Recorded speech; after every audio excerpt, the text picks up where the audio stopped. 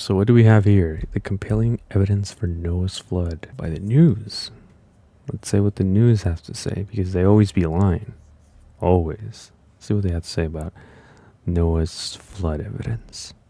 Even though I believe it's true, let's see what they have to say, because, they make their own narrative. Is Noah's Ark just a fun Bible story to share with your kids about how cute giraffes and elephants, other animals, were ushered into a big boat? That right there was crazy, because supposedly you can't even have Bible books no more in school. So I'm not sure. I don't know. Depending maybe on what country or state you live, or wherever you live.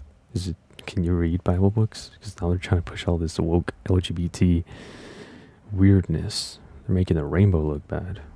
Not even Christians wear rainbow apparel. They always think of that woke, weird people. I don't know. I'd like to know, can you guys read Bibles? Do you got Bibles in your own school? Boat and save from a flood? Was the flood a catastrophe of global proportions, or just localized somewhere in the Middle East? Well, the president of Genesis Apologetics, Dan Biddle, joins us to set us straight. He's executive producer of the new film, The Ark and the Darkness, unearthing the mysteries of Noah's flood. Dan, it's good to have you with us. So what does the research tell us? Briefly explain what are some of the most important scientific facts that validate the Bible's account of the Great Flood. There's a number of different ways to approach that. Our movie probably has 12 or 15 of the leading evidences, but I think one of the most compelling cases is actually brought through dinosaurs on both a small or a microscopic level and a large scale. When you look at dinosaurs from a microscopic perspective, over the last 50 years or so, there's been 120 peer-reviewed science journals that have substantiated 16 different varieties of bioorganic tissues that have been found in dinosaurs, indicating that they really can't be millions of years old.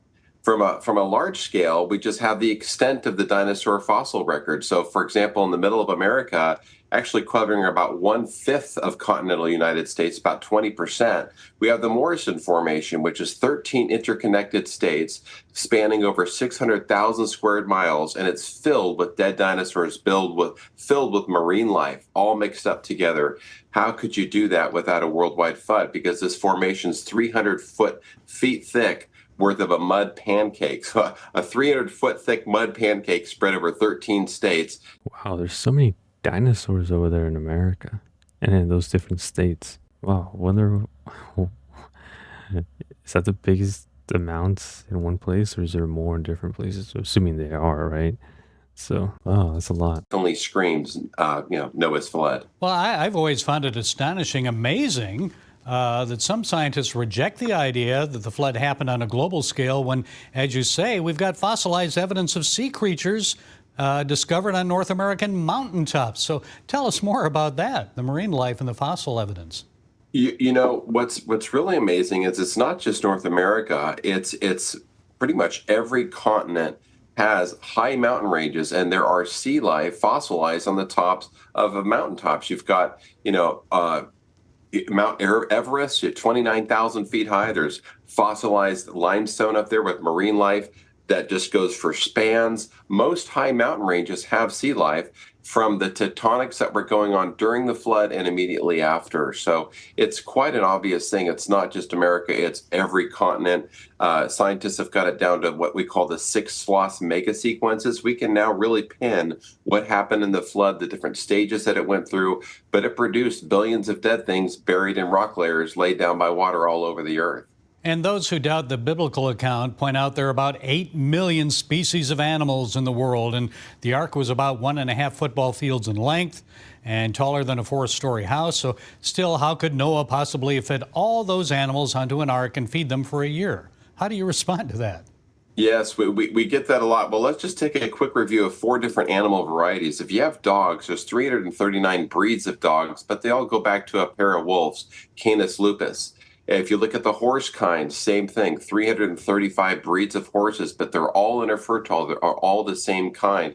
Chickens, 68 breeds of chickens. They're all still interfertile. All you need is a set of chickens. Look at the bear family, the Ursidae family. There's 5 of the 8 species in the bear family are still interfertile. You can take a black bear and breed it with a brown bear and breed it with a polar bear. So when you quickly scale back the animal tree like that, going from 300 dog breeds down to a pair and 68 chickens to a pair, you can reduce all the animals that you need on the ark just about 7,000 and put them on the ark just 4,500 years ago. They get off the ark and rapidly speciate afterwards, but you can reduce the number of animals needed on the ark to just about 7,000. Why do you think more churches aren't studying or teaching these biblical truths about the Great Flood? I think Before he answers, I would say it's because most of them are trying, from what I've seen, they're trying to make the church entertaining. Like, I've seen a lot of pastors, like, they have quote unquote more drip, or they add trampolines, or they give more physical examples of what they're trying to say, like throwing food in the church, making like a small little kind of like filming studio in the church while trying to show you what their message is, which is weird because when you read the Bible, you're able to use the creativity in your mind and imagination, and you don't really need all those things.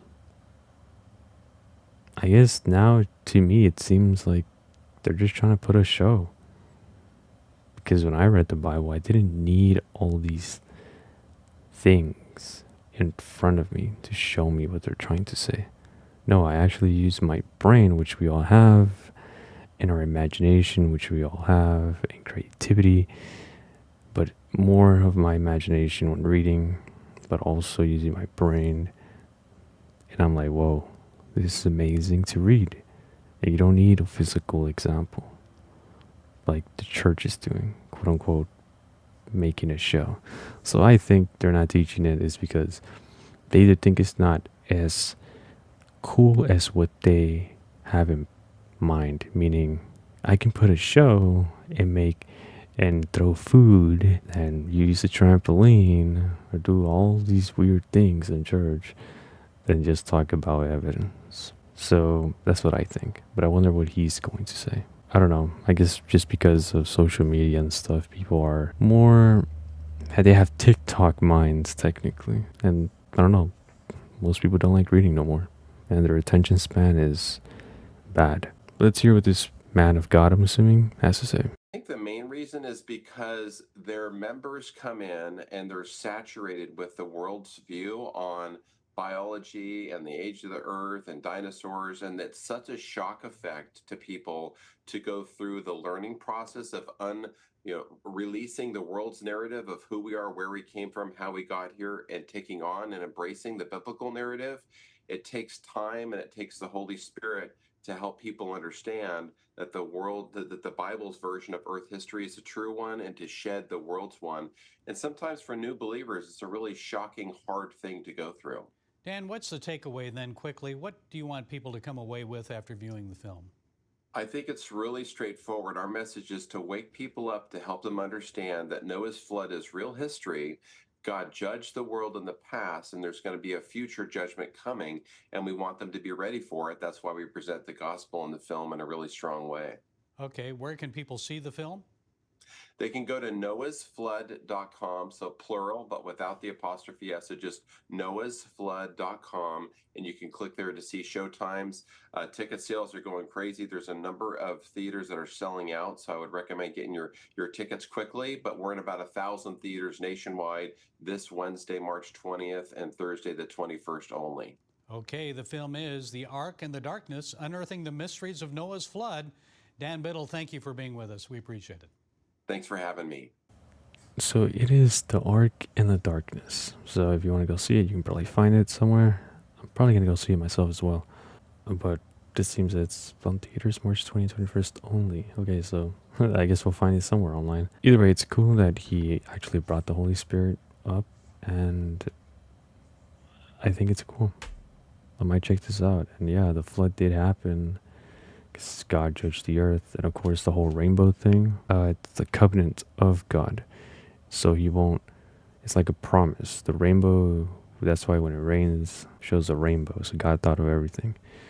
So when you see the rainbow, when it rains, or after a rainy day, or during when it rains, I think that's how it works. It's just a reminder of the covenant that God had which with Noah, which is he won't flood the earth anymore. So what about the new judgment? Well, the new judgment is gonna be fire. So what's the opposite of water? Fire, bruh. And earthquakes and all that. It's kind of like the Avatar: The Last Airbender type stuff. Water has already been used. Let's use air, fire, and earth. So, oh man, yeah. Anyways, I think it's cool that CBN News decided to even talk to this guy, because a lot of news channels don't like talking to people like this. They kind of ridicule them, try to push their own agenda. Who knows? Maybe CBN News is pushing their own agenda. I don't know. I think I remember, not exactly, don't quote me on this. I think they're the ones that actually work with the Superbook series. I think, if not, Superbook is pretty cool. It's an animation show. Wish there was actual anime of that. That would be pretty cool. Like biblical anime. That would be clean.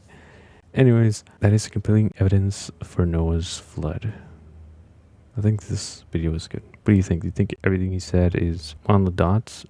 And also on why churches don't talk about Noah's flood and history and stuff like that, because they only want to talk Bible. Do you agree with what I'm saying? Which is, a lot of churches nowadays, they're just trying to do creative weirdness, putting a show, just because maybe the pastors themselves have TikTok minds. You tell me. Really would like to hear what you have to say. Anyways, thank you so much for watching. And of course, as always, Jesus Christ loves you, and I hope you have a blessed day. Stay blessed.